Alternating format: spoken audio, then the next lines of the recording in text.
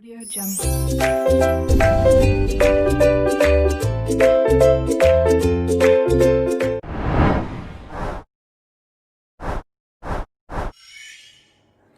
Hello everyone, my name is Adeta Andini. How are you today? I hope you will always be healthy and stay enthusiastic in this learning time, right?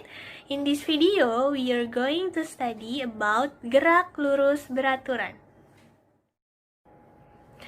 Sebelum memulai pembelajaran, alangkah lebih baiknya kita berdoa terlebih dahulu agar diberikan kelancaran pada pembelajaran kali ini dan kemudahan dalam memahami materi ini. Amin. Nah, sebelumnya saya akan menyampaikan terlebih dahulu tujuan pembelajaran pada kali ini. Yang pertama, menjelaskan konsep gerak lurus beraturan. Yang kedua, menghitung kecepatan dengan menggunakan rumusan gerak lurus beraturan. Dan yang ketiga, menghitung jarak tempuh dan selang waktu pada gerak lurus beraturan. Dalam kegiatan pembelajaran kali ini, penilaian yang digunakan ada 3 ya, yaitu nanti ada penilaian sikap, penilaian pengetahuan, dan juga ada penilaian keterampilan. Nah, sekarang kita langsung saja ya memulai pembelajaran mengenai GLB ini. Nah, apa itu GLB? Ada yang tahu? Ya, GLB merupakan singkatan dari gerak lurus beraturan. Nah, kata gerak lurus beraturan ini terbentuk dari 3 kata dasar, yaitu gerak, lurus, dan teratur. Nah, gerak artinya perubahan posisi atau kedudukan. Lurus menyatakan bentuk kelintasan yang lurus, dan teratur menyatakan besar kecepatan yang konstan. Jadi, dapat disimpulkan bahwa gerak lurus beraturan adalah gerak suatu benda yang lintasannya berbentuk garis lurus dengan kecepatan yang konstan atau tetap pada selang waktu tertentu. Maksud dari kecepatan tetap itu adalah benda menempuh jarak yang sama untuk selang waktu yang sama. Nah, kecepatan pada gerak lurus beraturan ditentukan dalam sebuah persamaan, yaitu V sama dengan S per T, di mana V itu adalah kecepatan, S itu adalah perpindahan, dan T itu adalah waktu. Nah, selanjutnya ciri-ciri GLB. Nah, suatu benda dikatakan melakukan gerak lurus beraturan apabila memenuhi beberapa ciri atau karakteristik sebagai berikut. Yang pertama, lintasan berupa garis lurus atau masih dapat dianggap sebagai lintasan yang lurus. Yang kedua, kecepatan benda konstan atau tetap. Yang tiga, tidak adanya percepatan atau A sama dengan 0.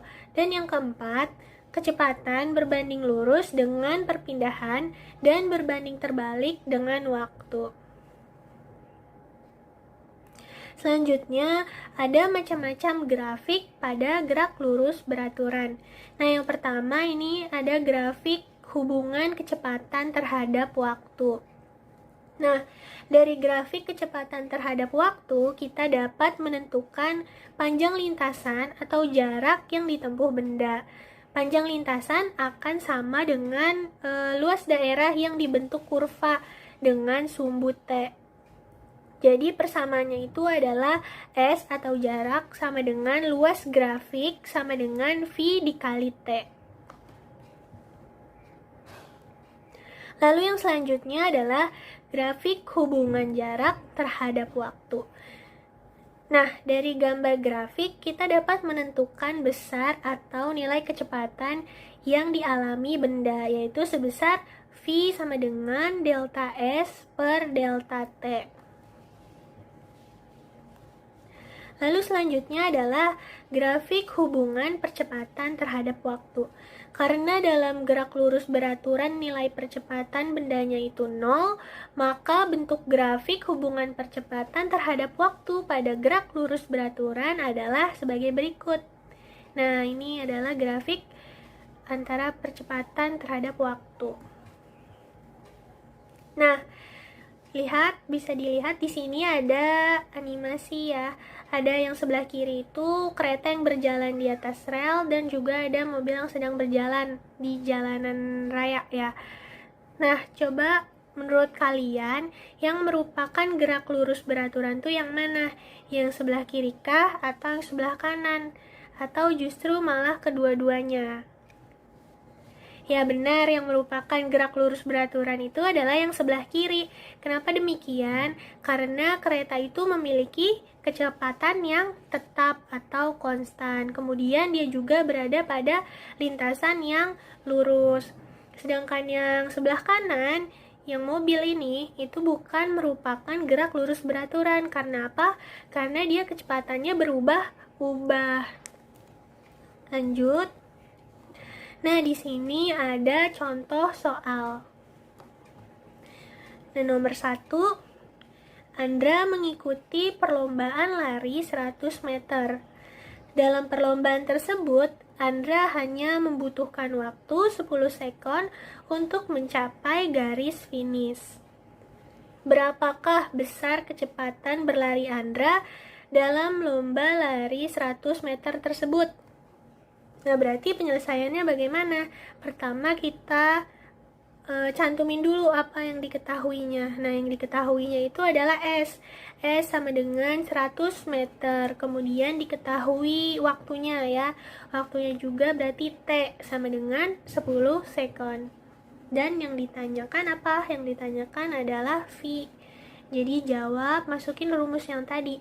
V sama dengan S per T. Berarti 100 dibagi 10. Hasilnya adalah 10 meter per sekon. Lanjut yang nomor 2. Dua buah motor bergerak pada lintasan lurus dan saling mendekati pada jarak 600 meter. Jika motor pertama bergerak dengan kecepatan tetap 12 meter per sekon dan motor kedua bergerak dengan konstan, yaitu kecepatannya 18 meter per sekon, kapan dan di mana kedua motor tersebut akan bertemu?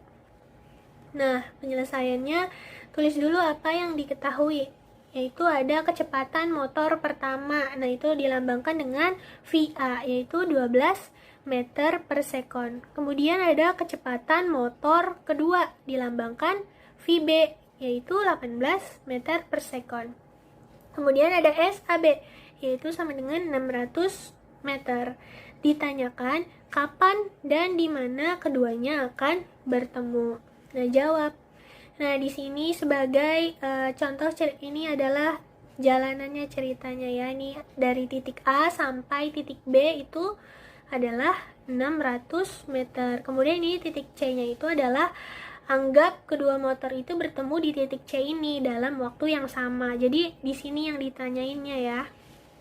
Nah, oleh karena keduanya bergerak dengan kecepatan tetap, maka berlaku rumus gerak lurus beraturan. Jadi SAC jarak dari A ke C ditambah SCB jarak dari C ke B sama dengan SAB ya. Jadi tinggal dimasukin rumus GLB-nya, berarti VAT ditambah VBT sama dengan SAB. Tinggal masukin kecepatan motor A, berarti 12T ditambah kecepatan motor B-nya 18, berarti 18T sama dengan 600. Lalu tinggal dijumlahkan 12 tambah 18 itu berarti 30T sama dengan 600. Jadi T sama dengan 600 dibagi 30, yaitu berapa? 20. Berarti waktunya itu 20 sekon. Sekarang mencari apa? Rumusannya disubstitusikan dari T sama dengan 20 tadi untuk mencari di mana jarak keberapa dia bertemu gitu. Berarti tinggal disubstitusikan ya nilai T sama dengan 20 ke rumusan yang SAC karena C-nya tadi ya dia bertemu. Sehingga SAC sama dengan VAT sama dengan 12 dikali 20. Jadi hasilnya adalah 240 meter. Sehingga kedua Kedua motor akan bertemu setelah bergerak selama 20 sekon pada jarak 240 meter dari posisi awal. Kemudian yang selanjutnya ada contoh soal yang ketiga.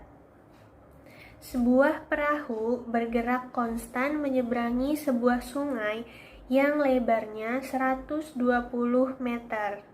Nah, ini seperti dilihat pada gambar. Nah, kemudian laju perahu adalah 12 meter per sekon. Diarahkan tegak lurus arah gerak aliran air menuju ke tempat tujuan. Jika kelajuan air sungai 5 meter per sekon, maka perahu sampai di seberang akan bergeser sejauh berapa meter? Nah, kemudian penyelesaiannya berarti diketahui. Nah, diketahui yang 120 meter ini, yang lebar sungai itu kita simbolkan sebagai Y. Nah, Y-nya itu sama dengan 120 meter. Dimana itu nanti adalah jarak perahu untuk ke tempat tujuannya, itu 120 meter. Kemudian yang laju perahu itu dilambangkan dengan V, yaitu sebesar 12 meter per sekon. Kemudian untuk laju airnya itu adalah 5 meter per sekon. Nah, kemudian ditanyakan adalah X. Nah, si X ditanyakan seberapa jauh si perahu bergeser. Nah, itu dilambangkan dengan X. Kenapa demikian? Karena kalau misalnya ini kan ada aliran ya. Kalau alirannya itu berarti ada sebuah kelajuan dari si air, maka si perahu ini gak mungkin diem aja di sini, pasti dia akan bergeser. Nah, yang bergesernya ini yang ditanyakan sejauh berapa meter gitu. Berarti jawab menggunakan perbandingan jarak sama dengan perbandingan kelajuan. Nah, berarti tinggal dimasukin aja dari X per Y sama dengan V air per V perahu. Berarti masukin angkanya yang diketahuinya, berarti jadinya X yang ditanya per 120 sama dengan 5 per 12. Berarti X sama dengan, berarti 5 dikali 120 dibagi 12. Nah, jadi X sama dengan 50 meter. Jadi sehingga perahu sampai di seberang akan bergeser sejauh 50 meter. Jadi jawabannya itu adalah yang C. Kemudian yang selanjutnya contoh soal yang keempat. Ini ada dua benda A dan B mula-mula berjarak 60 meter. Benda A di sebelah kiri benda B. Pada saat yang sama, benda A bergerak ke arah kanan dengan kecepatan 6 meter per sekon. Dan benda B bergerak ke kiri dengan kecepatan 4 meter per sekon. Benda A dan benda B bertemu setelah keduanya bergerak selama, jadi ditanyanya itu adalah T-nya ya. Jadi penyelesaiannya tulis dulu diketahuinya. Berarti yang diketahui adalah SAB. Berarti jarak dari A ke B-nya itu adalah 60 meter jarak mula-mulanya. Kemudian